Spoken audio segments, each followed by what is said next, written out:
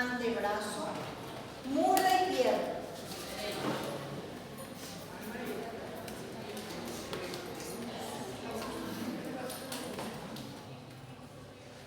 Describir los compartimientos del brazo, antebrazo, muslo y pierna. La pierna en específico, ¿cuántos compartimientos tiene? 1, 2, 3, 4, 5, 6, 7, 8. Anatomía.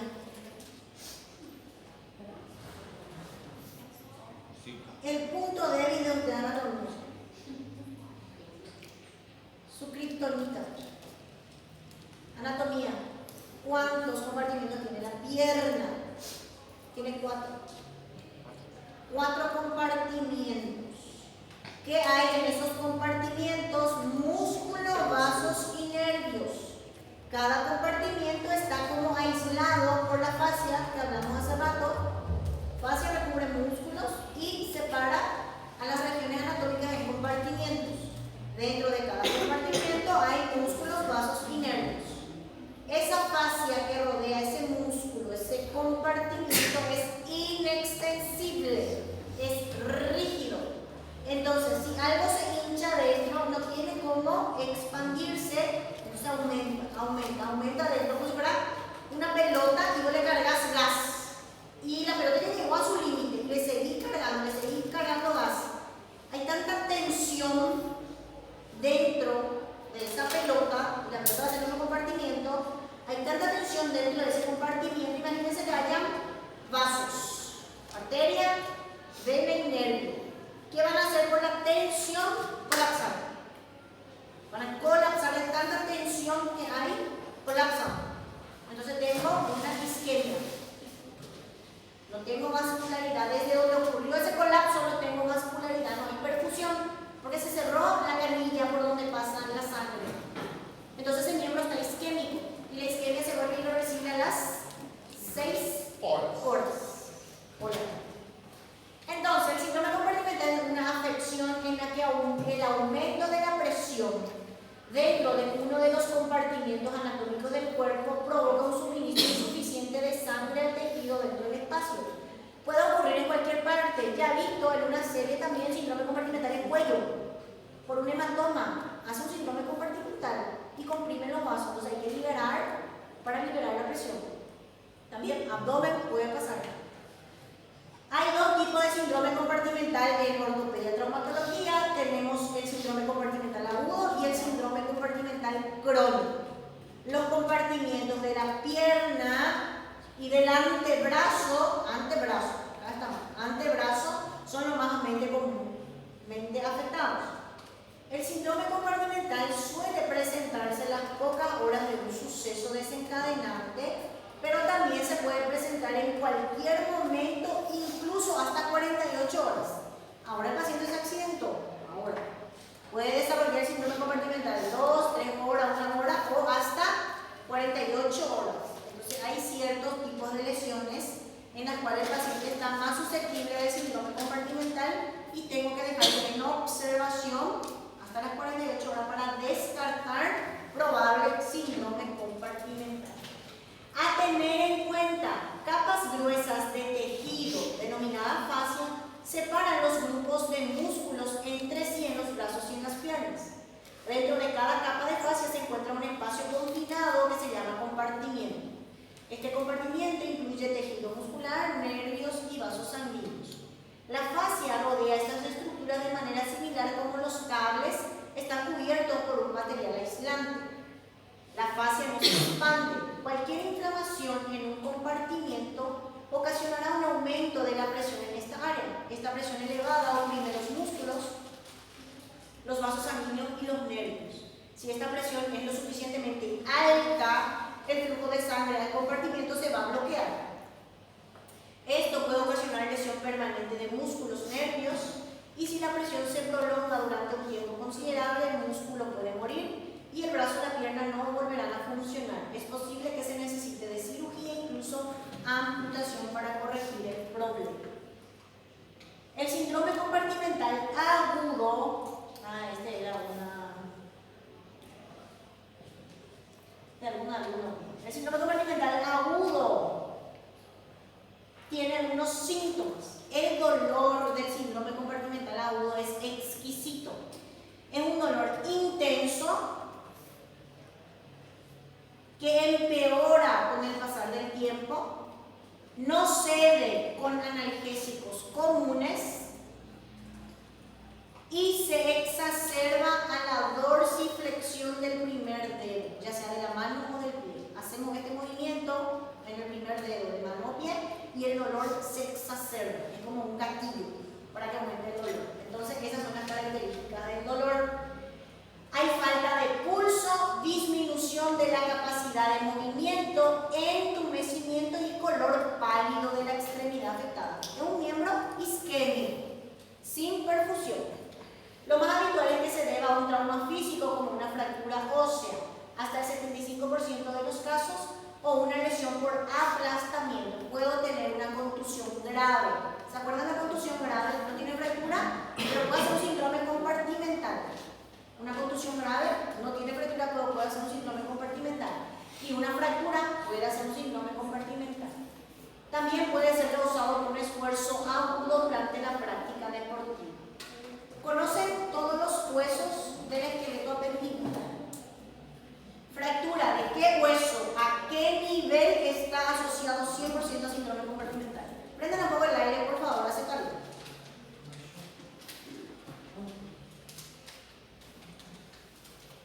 Fractura de qué hueso del esqueleto y cuál es la localización del hueso que si se fractura puede ser síndrome compartimental.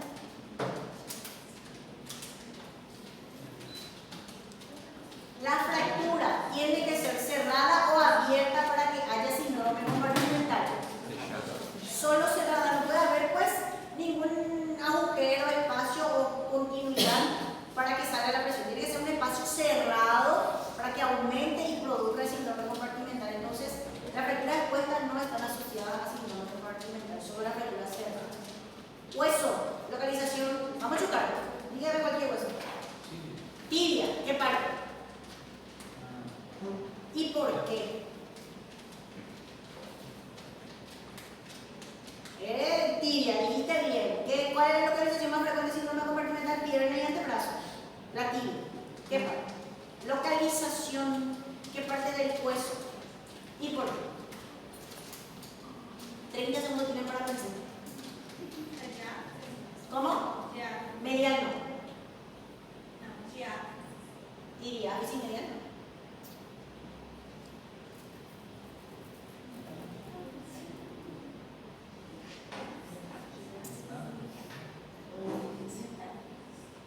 Epífisis y metáfisis proximal. La tibia es enorme en la parte proximal y esa parte se llama platillo tibial. La parte proximal de la epífisis y metáfisis de la tibia se llama platillo tibial. Es una zona rica en tejido óseo esponjoso. Entonces la fractura de ese nivel sangra muchísimo y es una sangre que cae dentro del compartimiento, no puede salir a otro lado, y cuanto más sangra, más aumenta la presión. Entonces por eso la fractura del platillo tibial o fractura de la epífisis, metáfisis proximal de la tibia están muy asociadas a síndrome compartimental, porque sangra dentro del compartimiento, no hay por dónde salir y aumenta la presión cada vez más. Entonces, fractura del platillo tibial está muy asociada a fracturas como motivo de desencadenante para síndrome compartimental. El diagnóstico se basa en los síntomas de la persona y se apoya en la medición de la presión dentro del compartimiento antes, durante y después de la actividad. La presión normal del compartimiento es de 12 a 18 milímetros de mercurio. Una presión que oscila entre estos valores está normal. Cualquier valor superior es anormal y necesita tratamiento. El tratamiento del síndrome compartimental es abrir el compartimiento completada de forma oportuna. Si no se trata en 6 horas, se produce daño muscular o nervioso permanente. Entonces, ¿cuáles son las causas? Traumatismos, aplastamiento o cirugía, postoperatorio de fractura de radio y cúbito en las que se hizo mucha manipulación, placa, tornillo, puede ser un síndrome compartimental postquirúrgico, antebrazo. Fractura ósea, ya hablamos del platillo tibial, músculo con muchos hematomas, todo lo que aumente la presión o el volumen dentro del compartimiento porque no se puede expandir, entonces torceduras graves, yeso o vendaje muy apretado. El miembro quiere hematizarse, pero el yeso duro ahí no le permite, entonces aumenta la presión dentro, colapsan los vasos. Y la pérdida de suministro sanguíneo por uso de torniquete o uso durante la cirugía. Diagnóstico es clínico, las 6P: parestesia, dolor, presión, el aumento de la presión que genera tensión, así como la pelota, se van a imaginar la pelota de ahora en adelante, palidez, parálisis, pulso ausente. Entre los 6, ¿cuál es el último en aparecer? El último síntoma que aparece en el síndrome compartimental, ¿cuál es? Pulso ausente. Muy bien. El último, pulso ausente. El primero, dolor y parestesia. El paciente te dice, siento hormigueo, hormigamento, está raro y mucho dolor. No pasó con el remedio que le diste y empeora con el tiempo.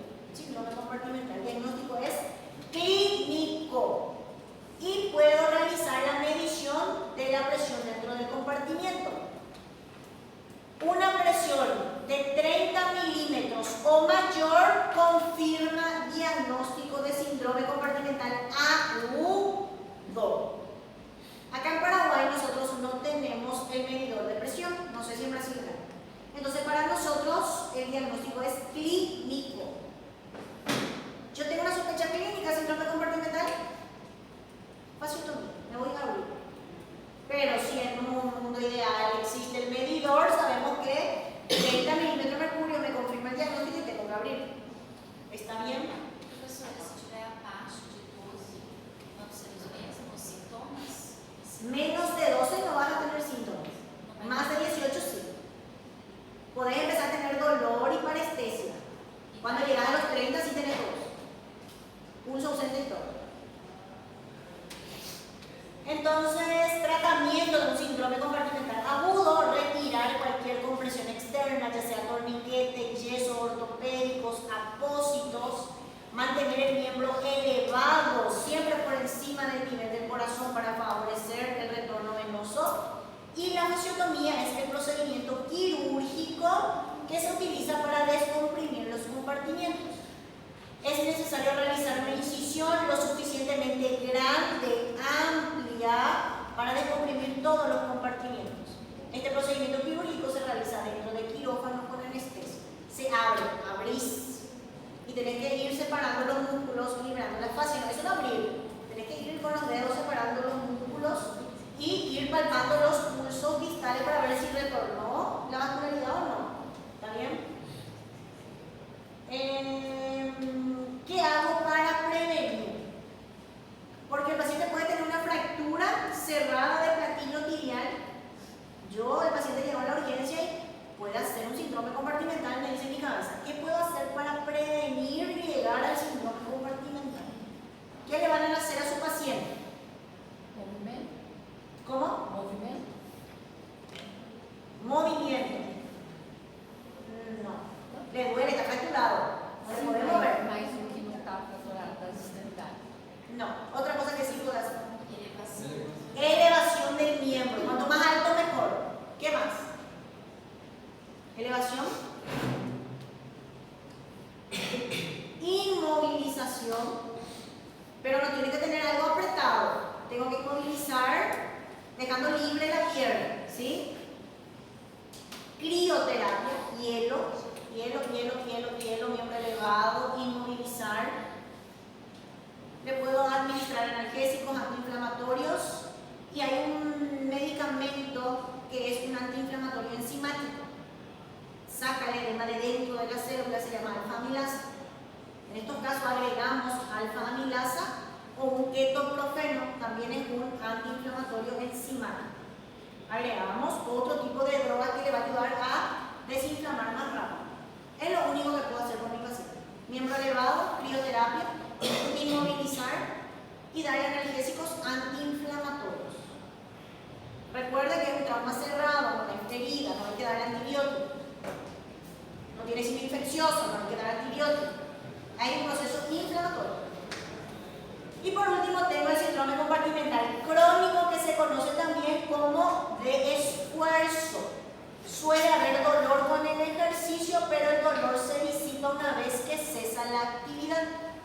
Los síntomas pueden ser entumecimiento y desaparecen con el reposo. Generalmente en las pantorrillas, un dolor cuando yo realizo mi ejercicio está muy asociado al montar la bicicleta y correr. Gente que exige mucho las pantorrillas. Entonces suele tener un síndrome compartimental crónico por aumento de la presión, pero solamente durante el ejercicio. Reposa, para de correr, ya no duele. Es crónico, pero molesta y tengo que hacer diagnóstico diferencial con fractura por estrés y tendinitis porque duele igual. Tiene los mismos síntomas que una fractura por estrés y una tendinitis. Para diagnóstico de fractura por estrés, ¿qué estudio pido?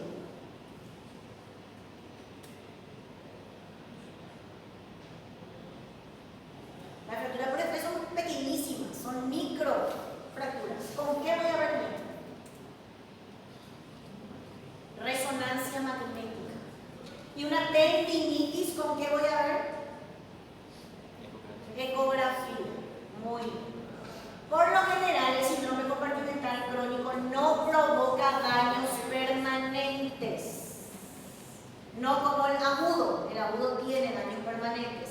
El crónico no. El tratamiento incluye fisioterapia y si no es eficaz, capaz en algún momento cirugía. ¿Sí? Tratamiento del síndrome compartimental crónico. Primero, reducir, disminuir la cantidad de ejercicio o actividad extenuante que realiza. Masaje, medicación antiinflamatoria no esteroide o fisioterapia, y se debe evitar usar dispositivos que apliquen más presión externa a la zona como férulas, yeso o vendaje. La gente tiene dolor y lo primero que hace, venda. Siempre. Y hay casos en los que para nada sirve el vendaje. Yo no le enseñé que para algo sirve el vendaje. Para nada. Mejor dejar el miembro libre. O si vas a inmovilizar férula. Pero los vendajes, paciente se cae, tiene la urgencia, su brazo todo vendado, tiene fractura pero de vendo. Ya está. No sirve para nada vendar los miembros, ¿sí? Esto era el resumen de alguien que te pasé ahora mi diapositiva. Complicaciones del síndrome compartimental agudo. El crónico no tiene daños permanentes. El agudo sí.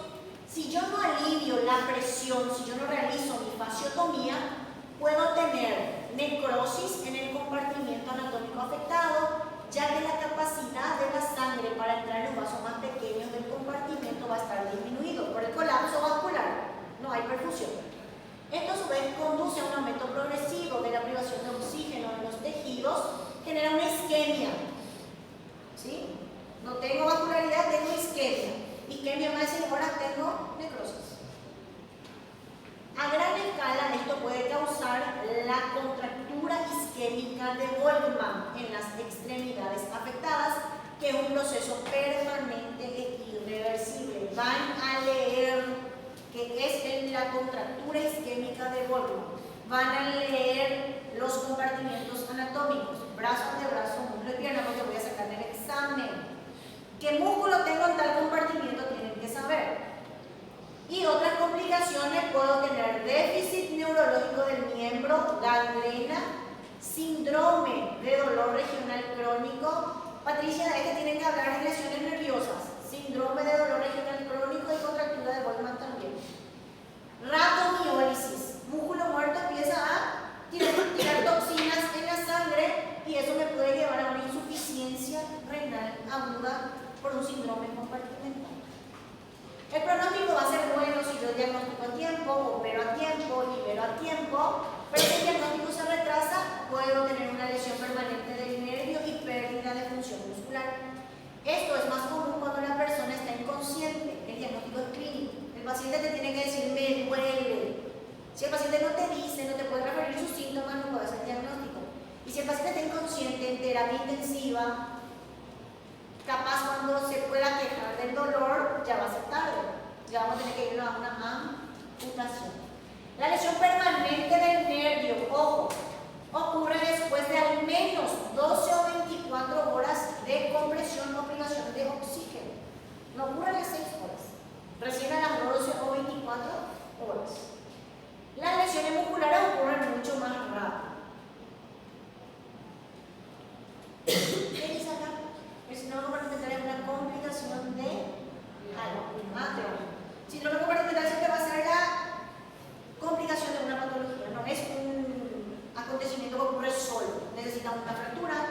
necesita una contusión muy grave, siempre es complicación de una patología en sí. Preguntas. Professora, pode falar como que é o dolor de novo, por favor? Dolor exquisito aumenta con la evolución, con el pasar del tiempo. No cede con analgésicos comunes y se exacerba con la dorsiflexión del primer dedo, ya sea de la mano o del pie. Graças. De nada.